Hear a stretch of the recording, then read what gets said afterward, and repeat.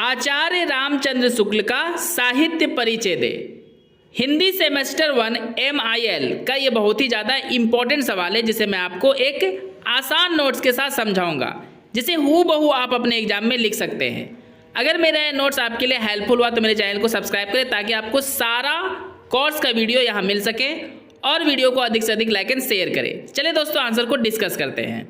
आचार्य रामचंद्र शुक्ल का जन्म 1884 ईस्वी में उत्तर प्रदेश के अगोना नामक गांव में हुआ था।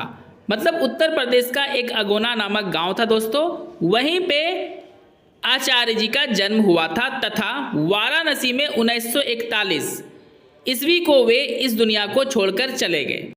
शुक्ल जी एक महान और प्रसिद्ध हिंदी के आलोचक, कहानीकार, निबंधकार, साहित्यकार और इतिहासकार थे। मतलब सीधा सा है दोस्तों, आचार्य जी हिंदी साहित्य के बहुत बड़े विद्वान थे, जिन्हें हर प्रकार का ज्ञान था।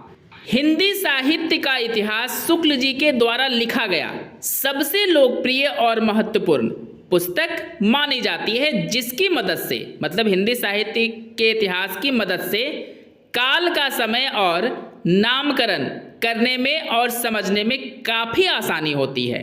काल का समय और नामकरण का मतलब है दोस्तों, कौन सी साहित्य किस काल में लिखा गया और उसका नाम क्या था। इन सबको आसानी से करने में सबसे ज़्यादा अगर कोई मदद करता है तो शुक्ल जी के द्वारा लिखा गया हिंदी साहित्य का इतिहास है। हिंदी साहित्य का काल का समय और उसका नामकरण क्या है, अगर आपको अच्छे से समझना है तो प्लेलिस्ट में जाए दोस्तों मेरे चैनल के, वहां आपको वीडियो मिल जाएगा।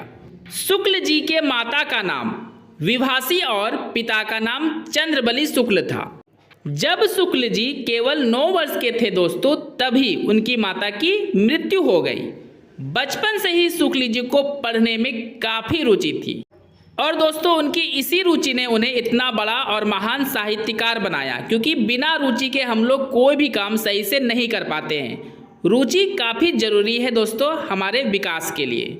अब दोस्तों आपको पैराग्राफ चेंज कर लेना है। 1901 ईस्वी में शुक्ल जी ने स्कूल फाइनल परीक्षा पास किए।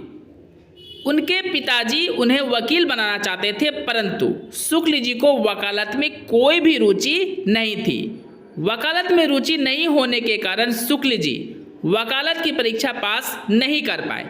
जैसा कि दोस्तों मैंने आपको ऑलरेडी बताया था कि हमारा विकास तभी होगा जब हमें उस काम के प्रति, जिससे हमारा विकास होगा, उसके प्रति हमारी रुचि होगी।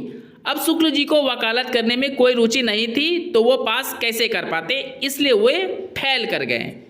निबंधकार के रूप में उनकी ख्याति का आधार, मतलब उनके प्रसिद्धि का आधार है उनके मनोभाव संबंधी निबंध, जो उनके निबंध संग्रह चिंतामणि भाग 1 में संकलित है। मनोभाव का मतलब होता है दोस्तों मन से निकलने वाला भाव, यानी फीलिंग्स।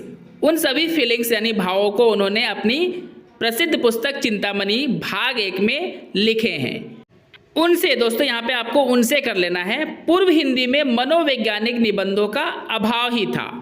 2-4 निबंध लिखे गए थे, जैसे बालकृष्ण भट्ट का आत्मनिर्भरता या मानव प्रसाद मिश्र का घृति और क्षमा। उनमें इन भावों के गुण दोषों को ही गिनाया गया था। मतलब यहाँ पे सीधा सा है दोस्तों कि शुक्ल जी के पहले जितने भी निबंध लिखे गए उनमें मनोवैज्ञानिक गुण नहीं पाए जाते थे, लेकिन शुक्ल जी के द्वारा लिखे गए निबंधों में मनोवैज्ञानिक गुण होते थे, जो समाज को एक सही रास्ता दिखाने का कार्य करता था। शुक्ल जी ने अपने मनोभावात्मक निबंध उत्साह, क्रोध, श्रद्धा, भक्ति, लज्जा, ग्लानि आदि लिखकर हिंदी निबंध के क्षेत्र में क्रांति ही उत्पन्न कर दी।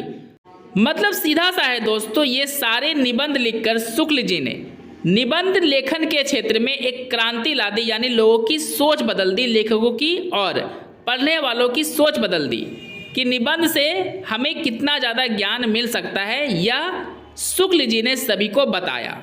दोस्तों मेरा यह नोट्स अगर आपको समझ में आया है तो कमेंट करके ज़रूर बताएं, और आपको अपने कोर्स का सारा वीडियो चाहिए तो सब्सक्राइब करके जुड़ जाए मेरे चैनल के साथ, और वीडियो को अधिक से अधिक लाइक एंड शेयर करें। अब दोस्तों आपको पैराग्राफ फिर से चेंज कर लेना है। निष्कर्षतः हम यह देखते हैं कि आचार्य रामचंद्र शुक्ल हिंदी के एक क्रांतिकारी कवि थे। मतलब एक सोच जो पुराने समय से चली आ रही थी उसे बदलने वाले और नए सोच लाने वाले कवि थे, जिन्होंने मतलब आचार्य रामचंद्र शुक्ल ने हिंदी साहित्य में क्रांति ला दी। चिंतामणि, जायसी ग्रंथावली, हिंदी साहित्य का इतिहास, सूरदास, भ्रमर गीत सागर इत्यादि आचार्य रामचंद्र शुक्ल के द्वारा लिखी गई प्रमुख रचनाएं हैं, जिन्होंने हिंदी साहित्य के विकास में काफ़ी महत्वपूर्ण भूमिका निभाई।